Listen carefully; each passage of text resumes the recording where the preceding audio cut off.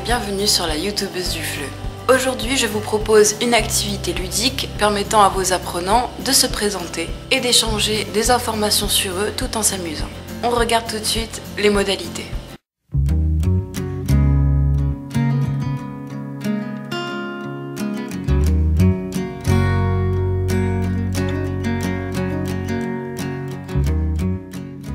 Vous répartissez vos apprenants en 2 lignes se faisant face. Chaque apprenant se retrouve donc face à un autre apprenant. Ils forment des binômes. Au top départ, ils vont devoir se présenter, donc échanger leur prénom, sous la forme « je m'appelle un tel et toi comment tu t'appelles ». Une fois qu'ils ont échangé leur prénom, ils vont devoir, chacun leur tour, énoncer 3 assertions. Par exemple, « j'aime les chats, je suis végétarien, je parle allemand ». Une fois que ces 3 choses sont énoncées, la personne en face va devoir deviner quelle assertion est un mensonge. Car en effet, vous aurez demandé au préalable à vos apprenants de donner parmi les 3 assertions une qui sera fausse. Une fois que l'apprenant d'en face a essayé de deviner, l'apprenant lui révèle quelle assertion était fausse et ensuite on échange les rôles. C'est au tour de l'autre apprenant de proposer 3 assertions, dont une fausse, et à l'autre de deviner. Lorsqu'ils ont terminé, vous demandez à chacun des binômes de vous rapporter ce qui a été dit.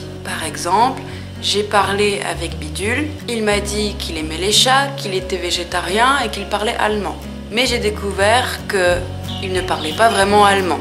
Voilà, c'est très important qu'il rapporte ce qui a été dit pendant le binôme. Vous faites ça avec chaque binôme et une fois qu'ils ont terminé, la ligne de droite va tourner. C'est-à-dire que celui qui était tout au bout peut venir rencontrer l'apprenant du bout de fil opposé. On tourne comme ça, jusqu'à ce que tout le monde ait rencontré tout le monde.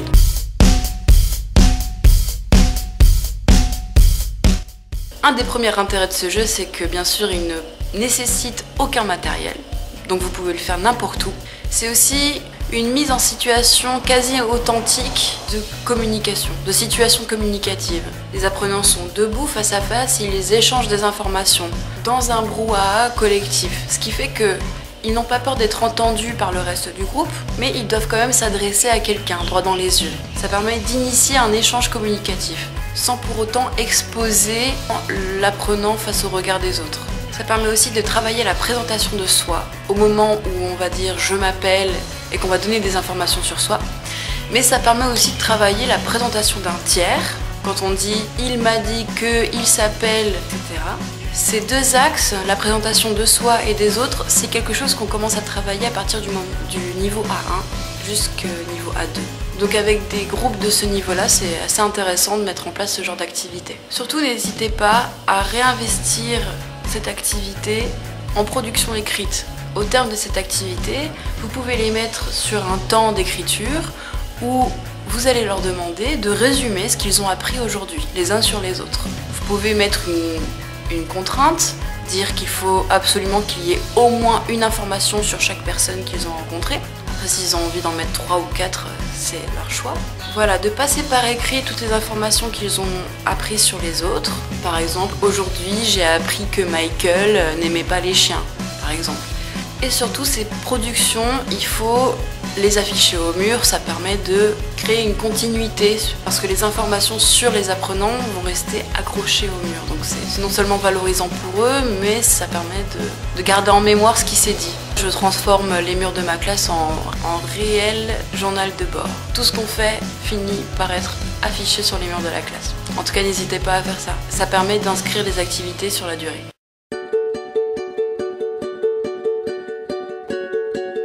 Il existe une variante de ce jeu, mais il vaut mieux la réserver à un public de niveau plus confortable parce que c'est un jeu où il faut une assez bonne autonomie langagière. Donc je pense qu'à partir de B2, c'est bien plus adapté. On y va pour la variante. Cette fois-ci, c'est seulement un apprenant qui va prendre un temps de réflexion pour réfléchir à 2 anecdotes. Parmi ces 2 anecdotes, il y en a une qui sera vraie et l'autre qui sera fausse. Il se présente devant tout le groupe d'apprenants et il va énoncer les 2 anecdotes de façon très brève. Il va donner le plot, le synopsis. Il va résumer en une phrase. Par exemple, un jour, j'étais en boîte de nuit et j'ai vu Jamel Debbouze. Première histoire.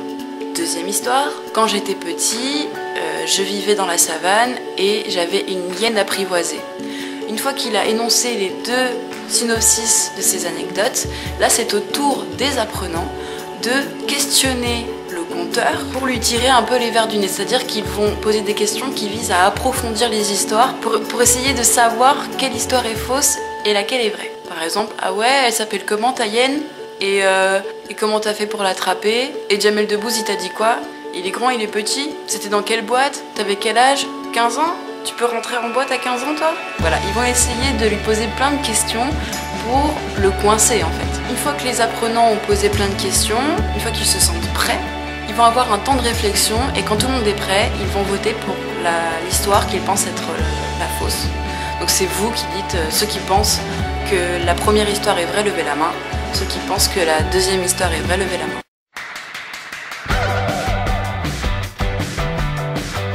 Ça, c'est un jeu qui permet de travailler la forme interrogative, forcément à travers les questions qu'on va poser au conteur, mais ça permet aussi au conteur de trouver des arguments pour étayer ses histoires. C'est pour ça qu'il ne faut pas le faire avant B2 parce que sinon ça va coincer quelque part. Si vous sentez qu'ils sont trop en panique, vous pouvez décider d'être le premier à raconter 2 histoires.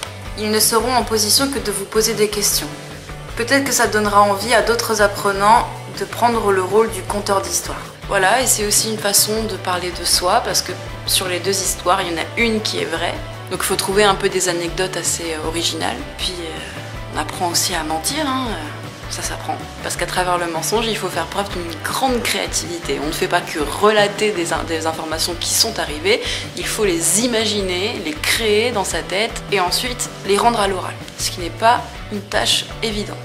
C'est aussi un jeu qui impose l'usage du passé composé.